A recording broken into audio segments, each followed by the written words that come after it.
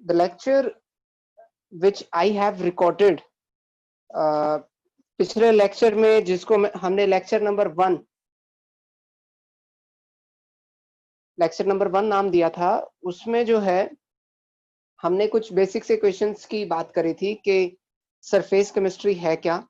इसके अलावा हमने बात करी थी कि सरफेस केमिस्ट्री के अंदर हम 3 चीजें पढ़ने वाले हैं। पहला एडजॉर्प्शन, दूसरा हम पढ़ने वाले हैं कैटालिसिस, और third we will study about your colloids. इसमें से एडजॉर्प्शन हमने स्टार्ट किया था और एडजॉर्प्शन में कहा था कि adsorption is phenomena of attraction and retaining the particles. दो नए टर्म्स आते हैं इसमें, एक आता है एडजॉर्बेट और दूसरा आता है एडजॉर्बेंट। इसके कुछ एग्जांपल्स भी हम डील कर चुके हैं, और जिन्होंने पिछला लेक्चर नहीं देखा है उनको ये अब बिल्कुल नहीं समझ आने वाला है, ठीक है।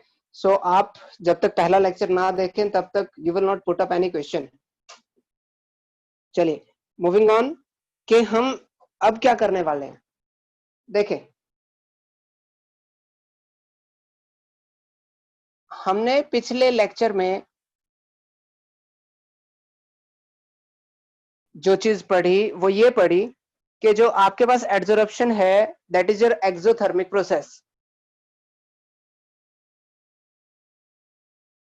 Adsorption is exothermic. This is 1 mark question in CBSE कि how can you explain adsorption is the exothermic process। हम कैसे एक्सप्लेन करते हैं। देखें, एक्सोथर्मिक का सबसे पहला आंसर जो है, रीजन नंबर 1 जिसको हम कहते हैं, वो है कि ड्यूरिंग एडजॉर्प्शन सरफेस एनर्जी जो है डिक्रीज करती है। During adsorption surface energy decreases. अब ये सरफेस एनर्जी क्या है, इसके बारे में हमने लेक्चर 1 में बात करी कि जब सरफेस पर कुछ अनबैलेंस्ड फोर्सेस आ जाते हैं तो उसकी वजह से वहां पर एक एनर्जी जनरेट हो जाती है, जिसको आप फिजिक्स के टर्म्स में पोटेंशियल एनर्जी भी नाम दे सकते हैं, क्योंकि ये एनर्जी सिर्फ सरफेस पर है। That's why I call this energy as surface energy. तो जब एडजॉर्प्शन होता है ये एनर्जी क्या हो जाती है, खत्म हो जाती है, कंज्यूम हो जाती है। अब क्योंकि किसी चीज ने एनर्जी कंज्यूम करी तो एनर्जी तो बाहर गई, एनर्जी बाहर गई तो कैसा प्रोसेस हुआ, एक्सोथर्मिक प्रोसेस हुआ। इसलिए रीजन 1 जो मैं लिख रहा हूं वो लिख रहा हूं कि during adsorption surface energy decreases और it goes out. That's why I call this process as exothermic process. इसके लिए जब हम रीजन 2 देते हैं तो वो रीजन 2 क्या आता है, रीजन नंबर 2 आता है कि देखो भाई, हमने थर्मोडायनेमिक्स में एक रिलेशन पढ़ा था, delta G is equal to delta H minus T delta S. Delta G क्या कहते हैं, delta G is your Gibbs free energy, Gibbs free energy. यही वो फैक्टर है जिसने एक्सप्लेन किया था कि क्या रिएक्शन होगी या नहीं होगी। अगर रिएक्शन होती है तो उसके लिए डेल्टा जी की वैल्यू क्या आनी चाहिए, नेगेटिव आती है। यानी कि जिस भी प्रोसेस के लिए डेल्टा जी की value negative I, that process will be spontaneous. और स्पॉन्टेनियस होने का मतलब क्या होगा कि वो प्रोसेस हो जाएगा। डेल्टा एच क्या आता है, delta H is your enthalpy change. अब एंथैल्पी चेंज क्या होता है कि जब कोई प्रोसेस होती है, जब भी कोई प्रोसेस होती है, जब रिएक्टेंट प्रोडक्ट में कन्वर्ट होते हैं तो always there is some change in energy. That change in energy is called enthalpy change. तो एंथैल्पी चेंज को मैं फिर से डिफाइन कर रहा हूं आपके लिए, this is the amount of energy change when reactant या रिएक्शन टेक्स प्लेस। कोई भी रिएक्शन जो है होगी तो उस टाइम पर जो भी रिएक्शन होगी उस टाइम पर जो एनर्जी चेंज होगा, चाहे वो एक्सोथर्मिक हो या एंडोथर्मिक हो, मैं उसको क्या कह दूंगा, डेल्टा एच कह दूंगा।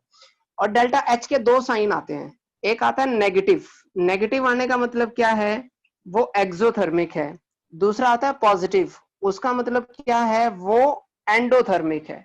ठीक है, क्योंकि यहां पर मुझे एक्सोथर्मिक प्रूव करना है, तो मुझे ये प्रूव करना है कि यहाँ पर डेल्टा एच बेसिकली क्या होती है, नेगेटिव होती है। उसके बाद टी क्या है, टी इज योर टेम्परेचर, और डेल्टा एस क्या आता है, delta S is your entropy change. Entropy का मतलब क्या होता है, इसका मतलब होता है डिग्री ऑफ रैंडमनेस। रैंडमनेस मतलब कोई चीजें कितनी बिखरी हुई हैं, जो चीजें जितनी ज्यादा बिखर जाएंगी, डिसऑर्डर जितना ज्यादा होगा, मतलब डेल्टा एस की वैल्यू क्या हो जाएगी, पॉजिटिव हो जाएगी। आपको पता है गैसेस क्या करती है, हमेशा हर पॉसिबल डायरेक्शन में फैल जाती है।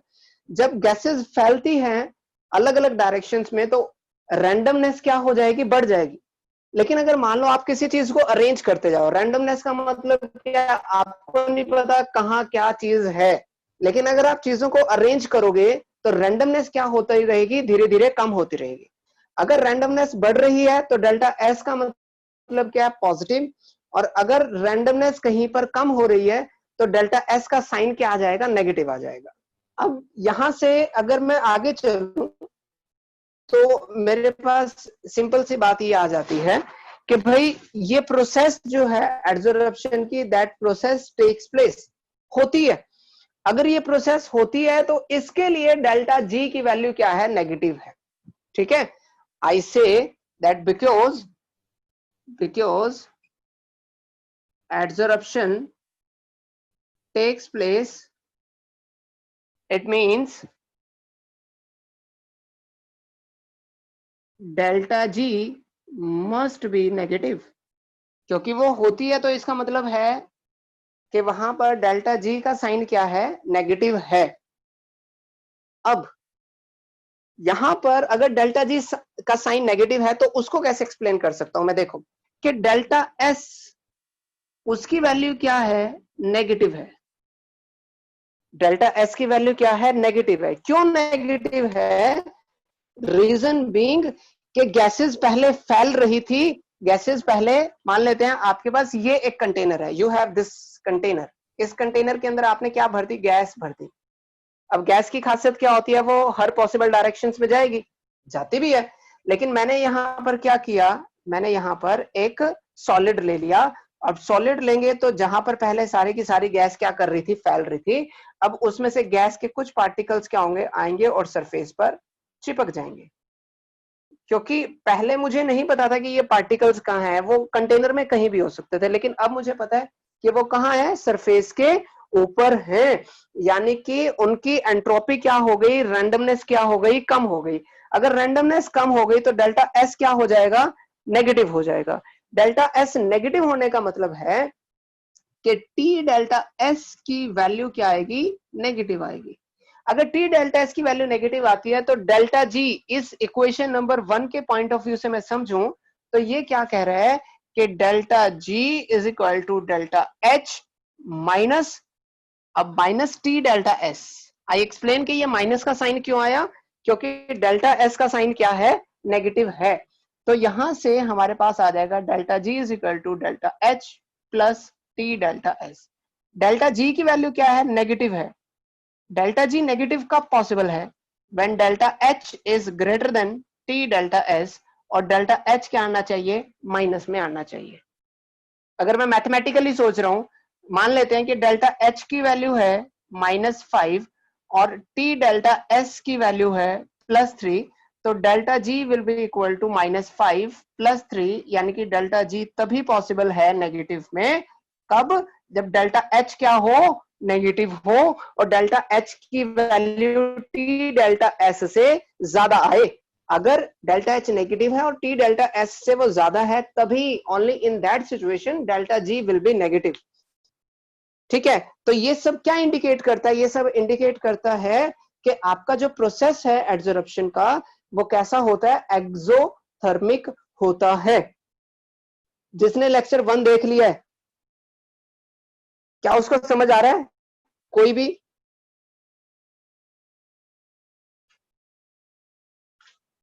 किसी ने देखा है lecture 1?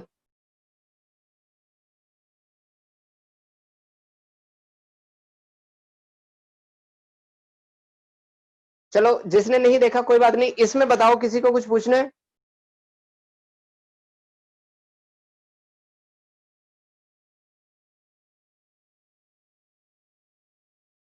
Vikas, am I audible? Yes sir. कुछ पूछने है? नो सर, इसमें नहीं पूछना। ठीक, देखो let's talk about now factors affecting. ये सीबीएसई का 2 नंबर का क्वेश्चन है, मैं तुम्हें पहले ही बता रहा हूं एडवांस में। अगर आपको नहीं समझ आता तो 2 marks question you will lose here. Let's talk about factors affecting adsorption. Factors affecting adsorption कि किस किस चीज का एडजॉर्प्शन पर फर्क पड़ता है। पहला जो है that is your nature of adsorbate. Adsorbate क्या होता है? जो चीज सरफेस पर आकर चिपकती है। जैसे इस एग्जांपल में क्या चीज आके चिपकी है? गैस है, तो गैस मेरे लिए क्या है? एडजॉर्बेट है। ठीक है, स्पेशली अगर मैं गैसेस के पॉइंट ऑफ व्यू से एक क्वेश्चन तुम्हें बताऊं तो यहां पर क्या होता है, यहां पर हमारे पास एक गैस है ए और दूसरी गैस है बी। गैस ए का critical temperature is 150 degree Celsius और गैस बी का जो क्रिटिकल टेम्परेचर है that is your 170 degree Celsius. यहां पर आपको पता होना चाहिए क्रिटिकल टेम्परेचर होता क्या है। क्रिटिकल टेम्परेचर क्या होता है? ये वो मैक्सिमम पॉसिबल टेम्परेचर है जहां पर कोई गैस क्या करती है? लिक्विफाई होती है। मतलब आप मान लो 1000 डिग्री सेल्सियस से शुरू हुए गैसेस हैं, गैसेस कितने पे है? 1000 डिग्री सेल्सियस पर है। तो आपने क्या किया? गैसेस को ठंडा करना शुरू किया, ठंडा करते रहे अल्टीमेटली जैसे ही 170 डिग्री सेल्सियस आएगा टेम्परेचर, गैस भी क्या कर जाएगा? लिक्विड में कन्वर्ट कर जाएगा। ऐसे ही 170 पर गैस एक गैस की ही फॉर्म में रहेगी, उसको लिक्विड में कन्वर्ट करने के लिए टेम्परेचर को कितने तक लेके जाना पड़ेगा? 150 डिग्री सेल्सियस तक लेके जाना पड़ेगा।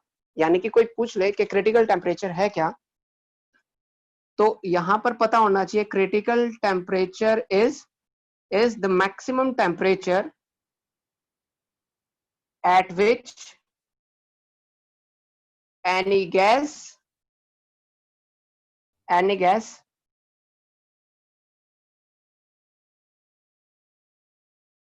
remains in liquid state। यानी कि जैसे ही आप टेम्परेचर को इस टेम्परेचर से ज्यादा करोगे, गैस बी के लिए टेम्परेचर अगर 170 से कम है, 0 है, ठीक है, 0 है, 100 है, 150 है, 159 है, 169 है, 170 है, 170 तक वो किस में रहेगी? लिक्विड में रहेगी। जैसे 170 से क्रॉस करोगे आप तो वो किस में चली जाएगी? गैसियस स्टेट में चली जाएगी। ठीक है, यहां पर ये क्लास 11th का कॉन्सेप्ट है, chapter number 5 states of matter.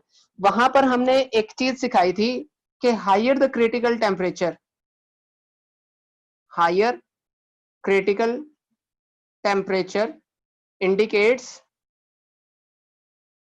more force of attraction between gas molecules। ठीक है, गैस मॉलिक्यूल्स के बीच में फोर्स ऑफ अट्रैक्शन कितना स्ट्रॉन्ग रहेगा ये कौन बताएगा? क्रिटिकल टेम्परेचर रहेगा। तो हमने यहां पर क्या क्या ऑब्जर्व किया? हमने ऑब्जर्व ये किया कि gas, important point, gas with higher critical temperature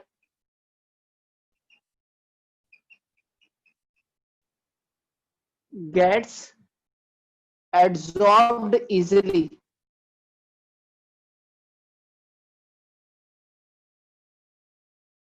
कि आसानी से वो क्या करेगी? एडजॉर्प्शन शो करेगी।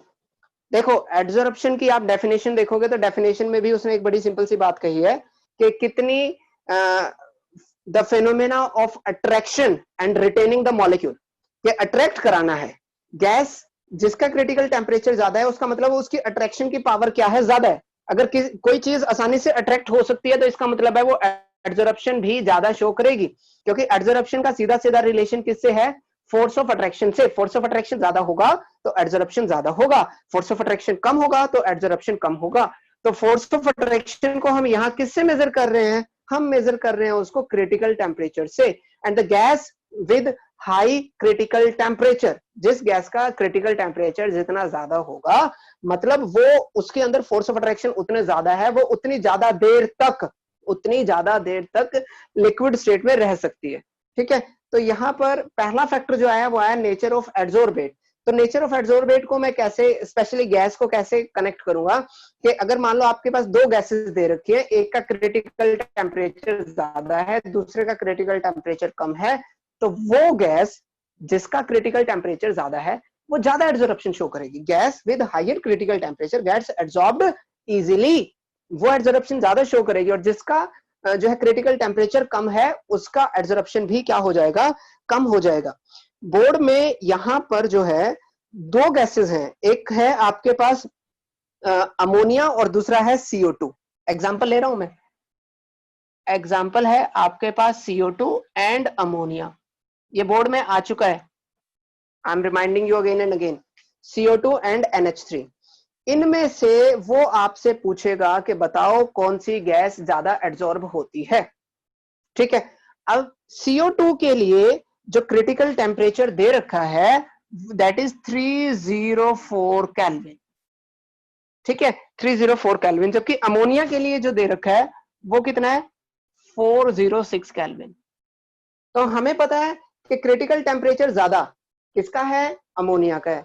अमोनिया का क्रिटिकल टेम्परेचर ज्यादा होने का मतलब है वो 406 डिग्री सेल्सियस तक, 406 डिग्री सेल्सियस तक वो किस में रह सकता है? गैसियस स्टेट में, सॉरी लिक्विड स्टेट में रह सकता है। अगर 406 से जैसे ही टेम्परेचर आप ऊपर करोगे वो किस में कन्वर्ट हो जाएगा? गैस में कन्वर्ट हो जाएगा। लेकिन CO2 तो सिर्फ 304 पर जाते ही किस में कन्वर्ट हो जाएगा? गैस में।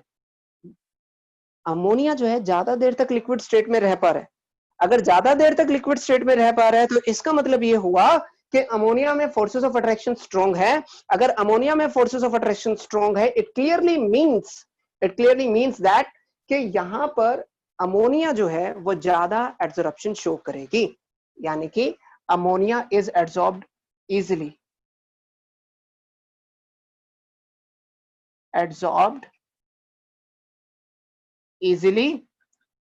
एंड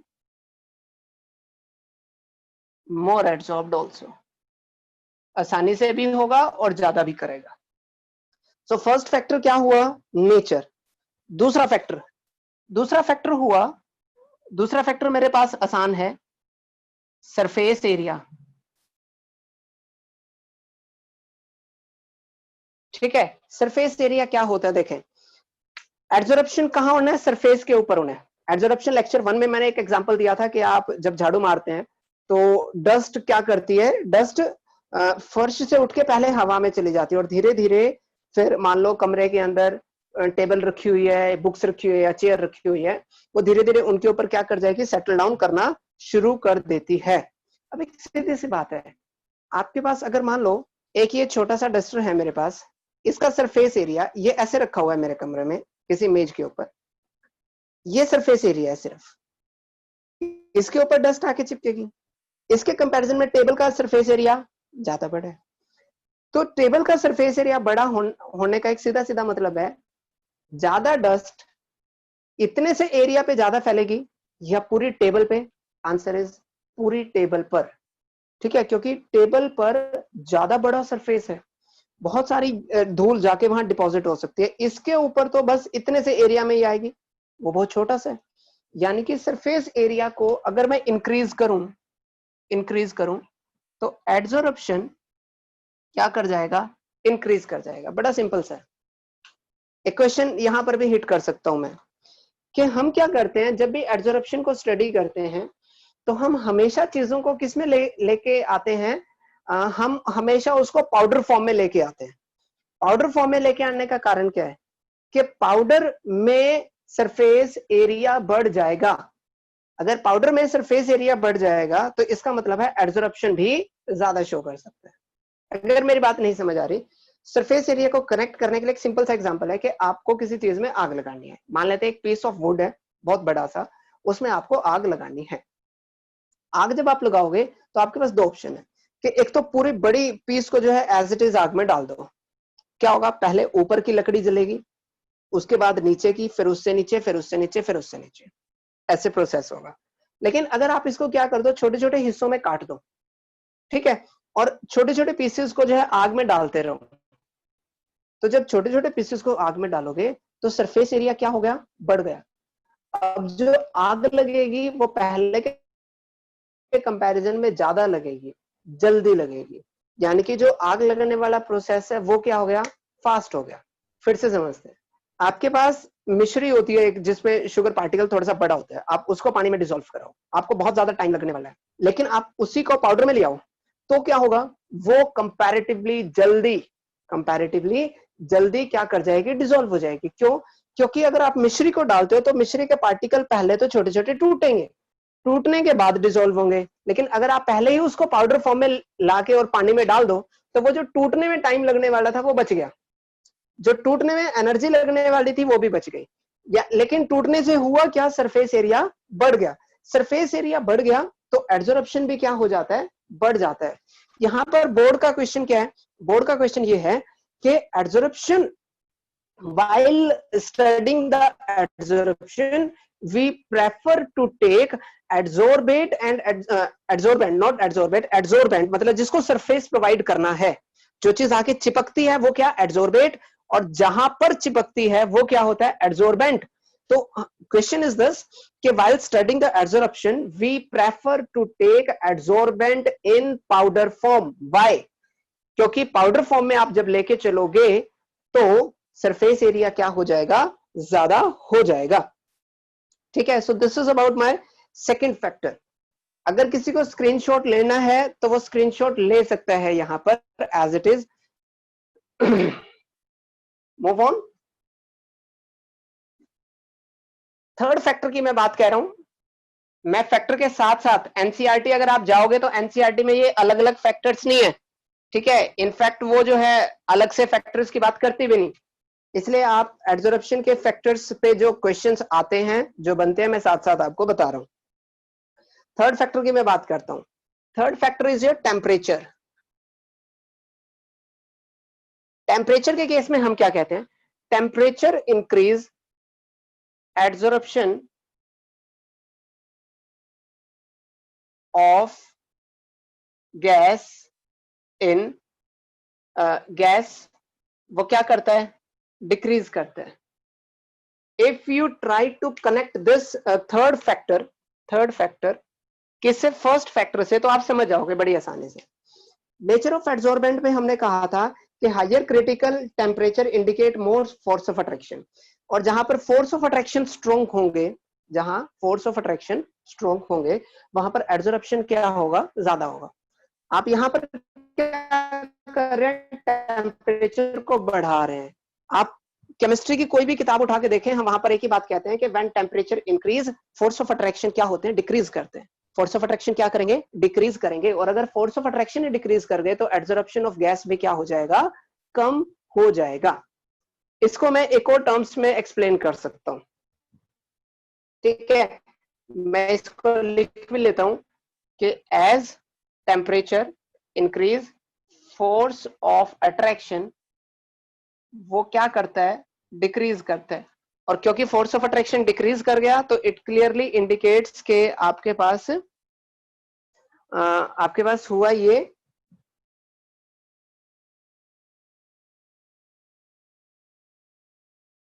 ये कि जो एब्जॉर्प्शन है वो क्या हो जाएगा, कम हो जाएगा। यहां पर मैं दूसरे फैक्टर की बात कह रहा हूं, इसी को दूसरी भाषा में कहूं तो क्या होगा, रीजन नंबर 2 कि जैसे जैसे आप टेम्परेचर को इंक्रीज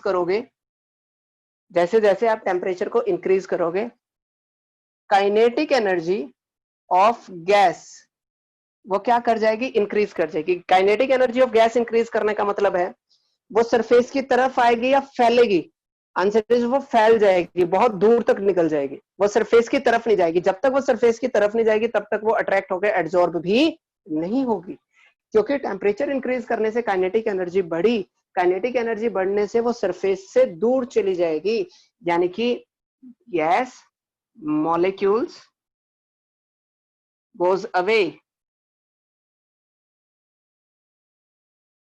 from surface, यानी कि एड्सॉर्प्शन क्या कर गया, डिक्रीज कर गया। ठीक है, एड्सॉर्प्शन क्या कर गया, डिक्रीज कर गया।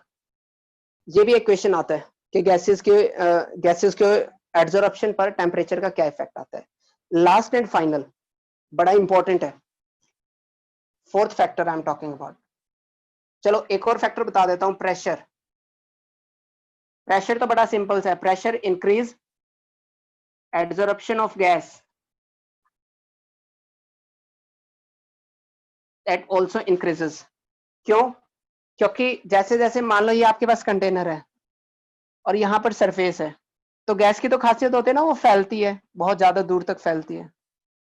आप क्या करो, इसमें पिस्टन लगा दो, पिस्टन लगा के जैसे ही पिस्टन नीचे की तरफ आएगा तो मॉलिक्यूल्स का आएंगे सरफेस की तरफ आएंगे, सरफेस की तरफ आएंगे तो बहुत हद तक चांस है कि वो एब्जॉर्प्शन शो कर जाएंगे, यानी कि टेम्परेचर को इंक्रीज करने से वो सरफेस की तरफ आना शुरू होंगे, जिससे एब्जॉर्प्शन बढ़ जाएगा।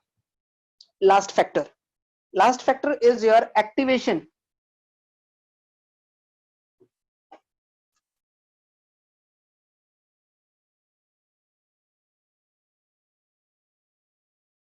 Activation of adsorbent. Activation of adsorbent का मतलब क्या हुआ, देखें कई बार क्या होता है कि चीजें हवा में खुली रखी होती है। मान लो आपके पास कोई सिलिका है या चारकोल है, चारकोल का यूज करके आप जो है एड्सॉर्प्शन को स्टडी करना चाहते हो। जब आप चारकोल का यूज करके एड्सॉर्प्शन को स्टडी करना चाहते हो तो आप ये मान के चल रहे हो कि गैसेस आएंगे चारकोल के सरफेस पर चिपकेंगी, ये आप मान रहे हैं।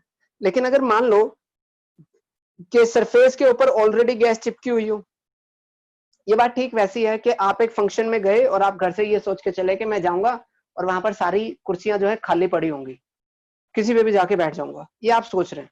लेकिन रियलिटी हुई है कि कोई आपसे पहले जाके वहां पर जो है कुछ चेयर्स पर बैठ गया, कुछ चेयर्स पर बैठ गया, तो सीधी सी बात है आपके पास चॉइसेस क्या हो जाएंगी, कम हो जाएंगी, चॉइसेस विल डिक्रीज, यानी कि आपके चांसेस के आपकी पसंदीदा जगह बैठने के वो क्या हो जाएंगे, कम हो जाएंगे। ऐसे ही जिस चीज को सरफेस प्रोवाइड कराना है, अगर आप उसको हवा में खुला छोड़ दोगे, हवा में खुला छोड़ दोगे तो बहुत हद तक चांस है कि हवा में जो गैसेस हैं, जैसे ऑक्सीजन है, नाइट्रोजन है, कार्बन डाइऑक्साइड है या दूसरी गैसेस है, वो क्या करेंगी, आके उसके ऊपर चिपक जाएगी। यानी कि उसकी कैपेसिटी के जितनी गैस उसको एब्जॉर्ब करनी चाहिए उसके कंपैरिजन में वो कैपेसिटी क्या हो जाएगी, कम हो जाएगी। इसलिए हमें क्या करना पड़ता है, एक्टिवेशन ऑफ एड्सॉर्बेंट करना पड़ता है। एक्टिवेशन ऑफ एड्सॉर्बेंट का मतलब क्या है, to remove the gases adsorbed at the surface of adsorbent before studying adsorption। के adsorption हमने स्टडी नहीं किया, उससे पहले ही हम क्या कर लेते हैं, उसको एक्टिवेट कर लेते हैं। एक्टिवेट करने का मतलब है कि चांसेस देता हूं, ठीक है। इसको करने के बहुत सारे तरीके हैं, जैसे कि हीटिंग। जब आप हीट करोगे, जब आप उसको हीट करोगे तो क्या होगा, हीटिंग से गैस के मॉलिक्यूल्स जो हैं, गैस के मॉलिक्यूल्स ऊपर उठने शुरू हो जाएंगे, ठीक है। तो जो चीज एड्सॉर्ब होगी, क्योंकि आपने पढ़ा है कि टेम्परेचर इंक्रीज करेंगे तो एड्सॉर्प्शन क्या हो जाएगा, डिक्रीज हो जाएगा। Means I am talking about methods of activation, methods of activation. तो पहला क्या हुआ, हीटिंग। दूसरा सरफेस एरिया, सरफेस एरिया को आप क्या कर दो, इंक्रीज कर दो। अगर आप सरफेस एरिया को बढ़ा दोगे तो एब्जॉर्प्शन क्या हो जाएगा, बढ़ जाएगा, ठीक है। Last and final third, by making the surface rough,